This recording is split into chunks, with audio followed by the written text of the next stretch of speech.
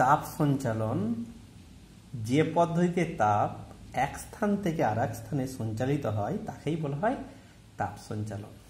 এই তাপ সঞ্চালনের তো তিনটে পদ্ধতি। একটা হচ্ছে পরিবহন, আর এক নম্বর হচ্ছে পরিচলন, আর তিন নম্বর হলো বিকিরণ। তাহলে পরিবহন কাকে বলা হবে না, অ্যাকচুয়ালি এই পদ্ধতি যেখানে বলা হচ্ছে কোনো একটা পদার্থের মধ্যে কি আছে, অসংখ্য কণা আছে এবং সেখানে কি আছে, প্রচুর ইলেকট্রন আছে। এবং এই জানিস এই কণাগুলো, কঠিন পদার্থের কণাগুলোর ক্ষেত্রে কি হয়, তারা ভাইব্রেট করে, সবসময় কম্পনশীল হয়। তাহলে যখনই কোনো একটা উষ্ণ স্থানের সংস্পর্শে একটা কঠিন বস্তুকে আনা হবে, তাহলে তার কাছের যে কণিকাগুলো সেইগুলো কি হবে, খুব বেশি কম্পন হবে। সেই কম্পনটা পরেরটাই সঞ্চালিত হবে এবং সাথে সাথে যে মুক্ত ইলেকট্রনগুলো ছিল সেইগুলো উত্তপ্ত হয়ে, অর্থাৎ বেশি গতিবেগে দূরবর্তী স্থানে সঞ্চালিত হবে এবং অন্যান্য কণাগুলোরও ভাইব্রেশন বাড়াতে থাকবে। এভাবে কণাগুলোর কিন্তু কোনো স্থানচ্যুতি ঘটবে না। শুধুমাত্র কণাগুলো স্থানচ্যুতি হচ্ছে না, মুক্ত ইলেকট্রনগুলোর ঘটতে পারে, কিন্তু কণা পদার্থের অণুগুলোর কোনো স্থানচ্যুতি ঘটছে না। এই যে ব্যবস্থাটা, অর্থাৎ যেখানে অণুর কোনো স্থান পরিবর্তন ঘটছে না, সেটাই হচ্ছে পরিবহন। পরিচলন কি? পরিচলনে যেখানে কণাগুলো উষ্ণতর স্থান থেকে শীতলতর স্থানের দিকে যায়, এই যে বায়ু প্রবাহ যে হয় এই কারণে। আর বিকিরণ হচ্ছে যেখানে কোনো মাধ্যম থাকলেও মাধ্যমকে উত্তপ্ত করবে না, বা মাধ্যম ছাড়াই তাপ এক স্থান থেকে আর এক স্থানে চলে এলে সেটাকে বলা হচ্ছে কি, বিকিরণ। বুঝতে পেরেছিস? তাহলে আমরা প্রথমেই ওই তাপ পরিবহন নিয়ে আলোচনা করব। তাহলে তাপ পরিবাহিতা কাকে বলা হবে না, পদার্থের তাপ পরিবহনের ক্ষমতাকে বলা হবে তাপ পরিবাহিতা। তাহলে এই তাপ পরিবাহিতা কি করে আমরা পরিমাপ করব? তাহলে সেটা পরিমাপ করার জন্য ধর এই যেটা আমি ছবিটা এঁকেছি, ধর এইটারই আমি ধরছি একটা কোনো পরিবাহী দণ্ড, যার এবি, যার দৈর্ঘ্য আমি ধরছি এল, প্রস্থচ্ছেদ এ, এই প্রান্তের ধর উষ্ণতা θ1, এই প্রান্তের উষ্ণতা θ2। তাহলে এই θ1 গ্রেটার দেন θ2 হলে কি হবে, তাপ এ প্রান্ত থেকে বি প্রান্তের দিকে তাপটা যাবে। ঠিক আছে? তাহলে এ প্রান্ত থেকে তাপ বি প্রান্তের দিকে কিন্তু যাবে। তাহলে এক্ষেত্রে আমি দেখ এই তাপ পরিবহনটা কোন কোন বিষয়ের উপর নির্ভর করবে না, যদি ধর টি সময়ে কিউ পরিমাণ তাপ পরিবাহিত হলে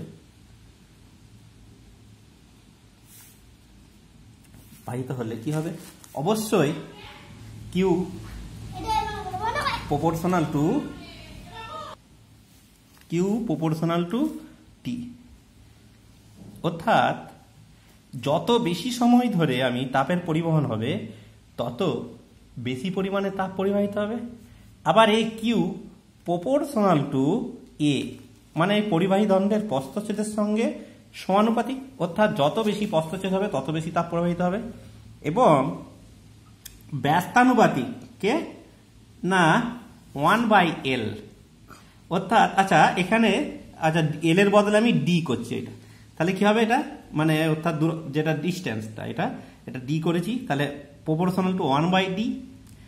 এবং অবশ্যই দুপ্রান্তের উষ্ণতার পার্থক্য যত বেশি হবে তত বেশি হারে তাপ পরিবাহিত হবে, অর্থাৎ প্রপোর্শনাল টু θ1 মাইনাস θ2। তাহলে একসঙ্গে লিখলে হবে Q proportional to A θ1 minus θ2 T by কত ডি। তাহলে এই সমানুপাতিক সম্পর্ক থেকে সমান করতে গেলে একটা ধ্রুবক লাগবে, তাহলে কিউ সমান কে এ θ1 মাইনাস θ2 টি বাই কত টি। তাহলে এই কেটা কি বলা হয়, তাপ পরিবাহিতাঙ্ক। তাহলে কেটা কি বলা হবে, কি তাপ পরিবাহিতাঙ্ক। দেখ যদি এ সমান 1, θ1 মাইনাস θ2 সমান 1, টি সমান 1, ডি সমান 1 হয়, তাহলে কিউ সমান কে। অর্থাৎ একক দৈর্ঘ্য ও একক প্রস্থ বিশিষ্ট কোনো পরিবাহীর দুই প্রান্তের উষ্ণতার পার্থক্য একক হলে একক সময়ে যে পরিমাণ তাপ পরিবাহিত হয় তাকেই বলা হবে কি, ওই পরিবাহীর তাপ পরিবাহিতাঙ্ক। তাহলে কে এর একক কি হবে, দেখ এই সমীকরণ থেকে আমি পাচ্ছি কে সমান, এই সমীকরণ থেকে পাওয়া যাচ্ছে কে সমান হচ্ছে QD by a theta 1 minus theta 2t। তার মানে এসআই পদ্ধতিতে কি হবে, এর একক, এসআই পদ্ধতিতে তাপের একক জুল, তাহলে একক হবে এসআই একক হবে তোর জুল। আচ্ছা, মিটার উপরে আছে, নিচে আবার মিটার স্কোয়ার আছে, তাহলে জুল মিটার ইনভার্স, সময় একটা আছে সেকেন্ড ইনভার্স কেলভিন ইনভার্স। বুঝতে পেরেছিস? উষ্ণতা একক। তাহলে সেখানে দেখ, তাহলে জুল সেকেন্ড ইনভার্স মানে ওয়াট, তাহলে watt metre inverse kelvin inverse. CGS একক কি হবে তাহলে? সিজিএস পদ্ধতিতে হবে তোর সিজিএস একক ক্যালোরি, সিজিএস পদ্ধতি তারপরে একক ক্যালোরি জানিস, calorie second inverse centimetre inverse degree Celsius inverse. মাত্রা, কে এর মাত্রা হবে তোর, তাপের মাত্রা কি জানিস, তাপ হচ্ছে এক প্রকার শক্তি, তার মাত্রা কি হবে M L square T to the power -2 into দৈর্ঘ্যের মাত্রা এল বাই আবার এল স্কোয়ার, উষ্ণতার মাত্রা ক্যাপিটাল থিটা আর সময়ের মাত্রা টি। তার মানে কি হচ্ছে M L T to the power -3 capital theta to the power -1। কোনো জায়গায় এটা কে টু দি পাওয়ার -1ও লিখে, ওই উষ্ণতার মাত্রাকে কে দিয়েও কোনো জায়গাতে লেখা হয়ে থাকে। বুঝতে পেরেছিস? তাহলে তাপ পরিবাহিতাঙ্ক ব্যাপারটা জানলি, তাহলে এখান থেকে আমরা মানগুলো বের করতে পারবো। তাহলে এখন দেখ, এই তাপ পরিবহনের সঙ্গে তড়িৎ পরিবহনের একটা সম্পর্ক তোরা জানিস। তাহলে তাপ পরিবহনের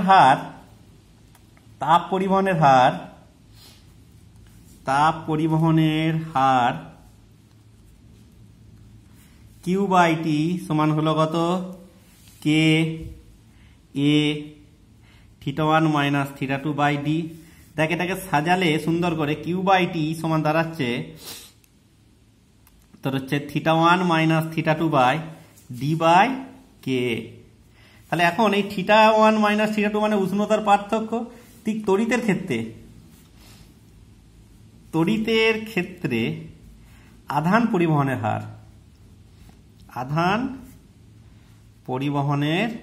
হার অর্থাৎ তড়িৎ প্রবাহ মাত্রা, সেটাকে কি লিখতিস আই দিয়ে। আই সমান হতো কিউ বাই টি, কি হচ্ছে আধান, সমান কি ছিল V1 মাইনাস V2 বাই আর। এই আরটা ছিল কি, এটা ছিল তড়িৎ রোধ।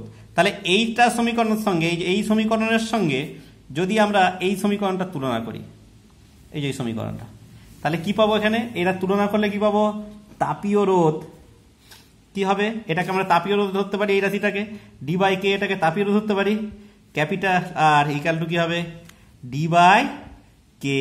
এই রাশিটাকে বলা হচ্ছে কি তাপীয় রোধ। বুঝতে পেরেছিস? তাহলে তাপীয় রোধ হচ্ছে ডি বাই কে।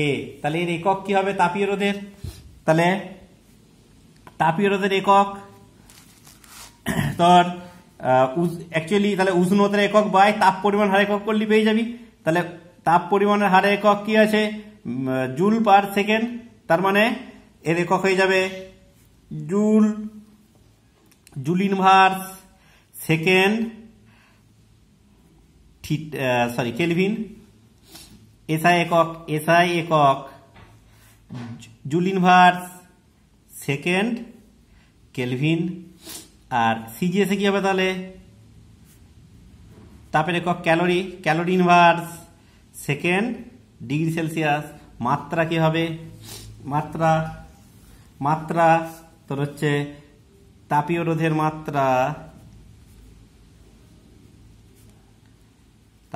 মাত্রা হবে এল বাই তাপ পরিবর্তনকের মাত্রা পেয়েছিলি M L T to the power -3 capital theta to the power -1 into L square. তার মানে এটা হচ্ছে M inverse L⁻² T³ capital theta. এটাই গেল তাপীয় রোধের মাত্রা। তাহলে তাপ পরিবাহিতাঙ্কের অনন্যককে কি বলবো আমরা? তাপ রোধাঙ্ক। তাহলে তাপ রোধাঙ্ক কি হবে? তাপ রোধাঙ্ক সমান কি হবে? 1/k। তাহলে তোরা এই 1/k এর একক মাত্রা পেয়ে যাবি। তাপ পরিবাহিতাঙ্ক এককের অনন্য কি হবে? তাপ রোধাঙ্কের একক ও মাত্রা। তাহলে এখন ধর এই যে একটা বস্তুকে, দেখো ধর একটা বস্তুকে তুই উষ্ণ প্রান্তে, এখানটা ধর একটা বস্তুকে একটা কোনো তাপ উৎসের সঙ্গে যোগ করেছিস এখানে, যেটা উষ্ণতা θ1। তাহলে কি হবে? এখান থেকে দেখ তাপ তো এইদিকে পরিবাহিত হবে। তাহলে যদি একটা আমি এর এর এই দণ্ডের কোনো একটা ক্ষুদ্র স্তরের কথা ভাবি, মাঝখানে কোনো স্তর, এই স্তর ধর ক্ষুদ্র একটা স্তরের কথা ভাবছি আমি, ধর খুব ক্ষুদ্র বেদের, ধর dx বেদের একটা স্তরের কথা ভাবছি। তাহলে এই বেদের কি ঘটবে না, সামনের স্তর থেকে সে কিছু তাপ নেবে, নিয়ে সেই তাপটা কি করবে না এর নিজের উষ্ণতা কিছুটা বাড়াবে, বাকিটা কি করবে পরের স্তরে পাঠাবে। এই ঘটনা শুরুতে ঘটবে। কতক্ষণ ধরে ঘটবে? যতক্ষণ না এই স্তরের উষ্ণতা একটা নির্দিষ্ট মানে পৌঁছায়। এই স্তরের উষ্ণতা নির্দিষ্ট মানে পৌঁছালে কি হবে? আগের স্তর থেকে যা তাপ নেবে পরের স্তরে সঞ্চারিত করবে। তাহলে অর্থাৎ আমরা দুটো অবস্থা পাচ্ছি। একটা হচ্ছে উষ্ণতা স্থির হয়ে গেল এই স্তরটা, সেটাকে বলা হচ্ছে স্থির অবস্থা। আর একটা অবস্থা কি, যেটা উষ্ণতা স্থির হওয়ার আগের যে অবস্থা, সেটাকে বলবো কি না স্থির পূর্ব অবস্থা। তাহলে আমরা এই যে তাপ পরিবাহিতাঙ্ক নিয়ে যে আলোচনা করছিলাম না, এটা হচ্ছে স্থির অবস্থার বৈশিষ্ট্য। মানে উষ্ণতার কিন্তু কোনো স্তরের উষ্ণতার কিন্তু বাড়ছে না, মানে যা তাপ আগের স্তর থেকে নিচ্ছে সে তার পরের স্তরে দিয়ে দিচ্ছে। তাহলে আমরা বলতে পারবো তাপ পরিবাহিতাঙ্ক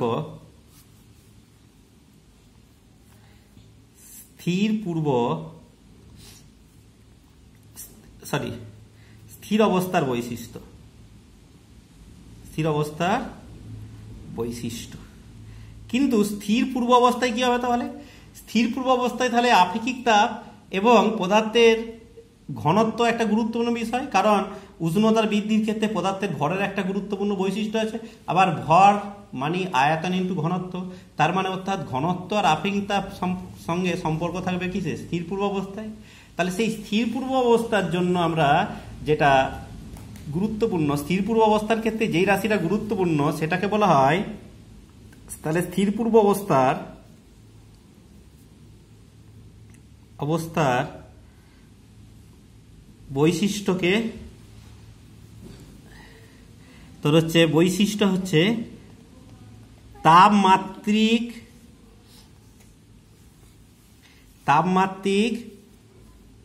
পরিবাহিতাঙ্ক বা তাপ ব্যাপনতা। কোনটাকে বলা হয় না, এটা সমান হয় K/ρS, যেখানে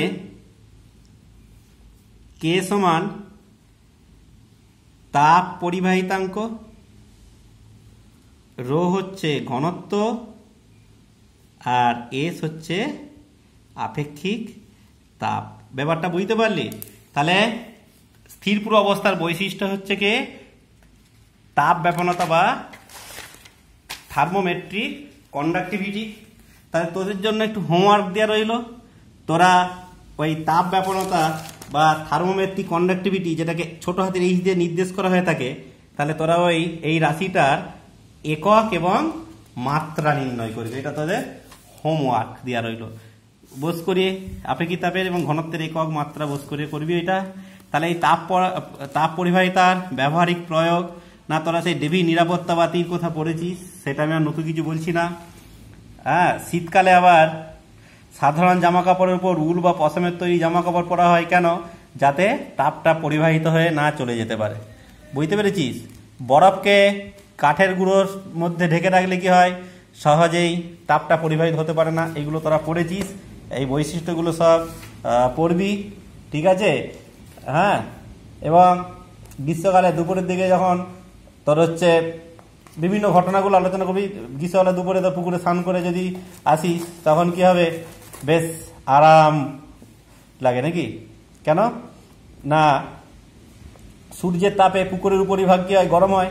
কিন্তু জল তাপের কুকুরে হলে জলের তল থেকে নিচে কি হয়, তাপ সঞ্চালন হয়, তাই কি হয়, নিচের জলটা কিন্তু বেশ ঠান্ডা থাকে। হয়তো জল ট্যাঙ্কির জল গরম হয়ে গেছে, কিন্তু পুকুরের জলে স্নান করতে বেশ আরামই লাগে গ্রীষ্মকালে দেখবি। এইসব বিভিন্ন ঘটনাগুলো তোরা জানিস, সেগুলো একটু বই থেকেই পড়াশোনা করে নিবি। আচ্ছা, এবার আমরা এই যে তাপ পরিবহনের কথা বলছিলাম না, তাহলে যদি ধর যুগ্মপাত হয়, তাহলে সেই যুগ্মপাত বলতে অ্যাকচুয়ালি ধর কোল্ড স্টোরের কথা বলছি। কোল্ড স্টোরে হয়তো অনেকেই জানিস না কি হয় ভিতরে। যাই হোক, কোল্ড স্টোরে কি হয় দেখ, এরকম লেয়ার থাকে না, এই যে কংক্রিটের যে সিমেন্টের যে দেয়াল, তারপরে আবার থার্মোকলের একটা লেয়ার দেওয়া থাকে, যাতে এই যে স্টোরের ভিতরের উষ্ণতা তো খুব কম, তার θ2, আর বাইরের θ1 পরিবেশের, যাতে তাপটা এখান থেকে এখানে সহজে না আসে, এই জন্য কুপরের পদার্থ দেওয়া থাকে। তবু তো কিছু তাপ আসবে, মানে অ্যাকচুয়ালি থেকে বাইরে থেকে কিছু তাপ এখানে প্রবেশ করবে। তাহলে আমি ধরছি কংক্রিটের দেয়ালের প্রস্থচ্ছেদ A1 আর এটা A2, যদিও এই দুটো কিন্তু পরস্পর সমান, মানে সরি, এটারও দুটোরই প্রস্থচ্ছেদের ক্ষেত্র বলতে একই। বেদটা আমি ধরছি এইটার x1 বেদ আর এইটার কত x2 বেদ। বোঝা গেছে? বেদটা যে দুটো স্তরের বেদের তফাৎ আছে, তাহলে স্থির অবস্থাতে কি হবে, দুটো স্তর দিয়েই একই হারে তাপ যাবে। তাহলে অর্থাৎ কিউ বাই টি সমান হবে, এই প্রথম স্তরের তাপ পরিবাহিতাঙ্ক কত ধরছি K1 আর দ্বিতীয় কত K2, তাহলে কিউ বাই টি সমান হবে K1 এ, আমি ধরছি এই দুটো সংযোগ স্থলের উষ্ণতা হচ্ছে θ, এই দুটোর সংযোগ স্থল এই স্তর, এইটার উষ্ণতা আমি ধরছি θ। তাহলে কি হবে, এই স্তরের উষ্ণতার পার্থক্য কত, θ1 মাইনাস θ, তাহলে θ1 মাইনাস θ বাই কত হবে, তাহলে x1 সমান এই স্তরের, দেখ এই স্তরের ক্ষেত্রে কি হবে, K2a θ মাইনাস θ2, কারণ এই যে এখানে θ উষ্ণতা এটা, আর এটা কত θ2 দিকে, তাহলে θ মাইনাস θ2 বাই x2। তার মানে দেখ কিউ বাই টি এটা সমান কি পাচ্ছি আমি, তাহলে পরে যদি সাজিয়ে লিখি, তাহলে θ1 minus θ a into θ1 minus θ by x1 by k1 equal to a into θ minus θ2 by x2 by k2। তাহলে দেখ অভেদের নিয়ম থেকে এটা বলতে পারি, এটা সমান হয়ে যাবে, এটা সমান আমি বলতে পারি a into θ1 minus θ plus a into θ minus θ2 by x1 by k1 plus x2 by k2। তাহলে অর্থাৎ কি পাবো, এটা সমান পাবো a into θ1 minus θ plus θ minus θ2 by x1 by k1 plus কত x2 বাই k2।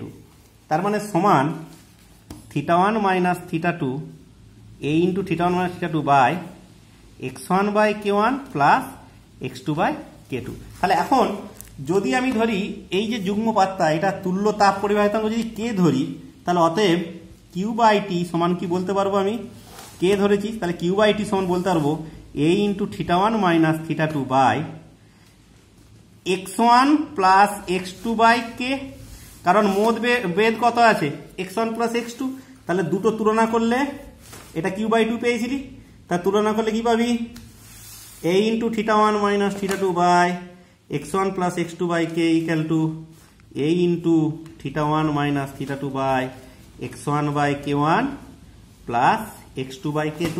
তাহলে অতএব x1 plus x2 by K equal to x1 by k1 plus x2 by k2। এটাই গেল তুল্য তাপ পরিবাহিতাঙ্কের পরিমাণ। তাহলে দুটোর জায়গায় যদি একাধিক অসংখ্য পাত থাকে, তাহলে তুল্য ফর্মুলা কি হবে, x1 plus x2 plus x3 plus dot dot dot by K সমান হবে x1 by k1 plus x2 by k2 plus x3 by k3 plus dot dot dot, এভাবে করতে পারিস। আচ্ছা, বিভেদ তলে উষ্ণতা কি করে পাবো, না বিভেদ তলে উষ্ণতা দেখ, ওই যে যেখানে পেয়েছিলি, কি পেয়েছিলি, যে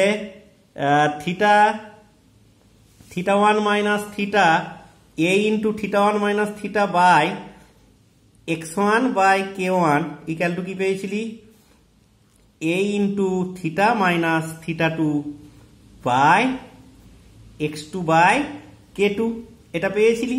তাহলে এ অনুযায়ী এটা ভেঙে নিলে কি হবে, এগুলো কেটে যাচ্ছে দেখ।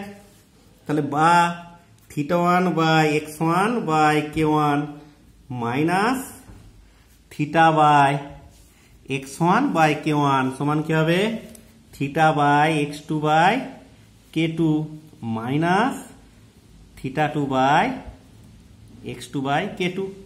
তাহলে বা থিটাগুলো এক কাছে নিয়ে গেলে থিটা ইন্টু তোর কি হচ্ছে, বা একটা আমি বাড়াচ্ছি, তাহলে বা k1 theta one by x1 minus k1 theta by x1 সমান হবে k2 theta by x2 minus k2 theta two by x2। তাহলে থিটাগুলো এক কাছে নিয়ে গেলে বা k1 by x1 plus k2 by x2 into theta, এটা এইদিকে নিয়ে গেছিস, সমান কি হবে k1 theta one by x1 plus k2 theta two by x2। ঠিক আছে, তাহলে অতএব থিটা সমান হবে k1 theta one by x1 plus k2 theta two by x2 by তোর হচ্ছে k1 by x1 plus k2 by x2। এটাই হবে যুগ্ম পাতের সংযোগস্থলের উষ্ণতার যে রাশিমালা। এই ফর্মুলাটা তোরা মুখস্থ রাখার চেষ্টা করবি, এটা রাখলেই কি হবে, সুবিধা হবে। ঠিক আছে।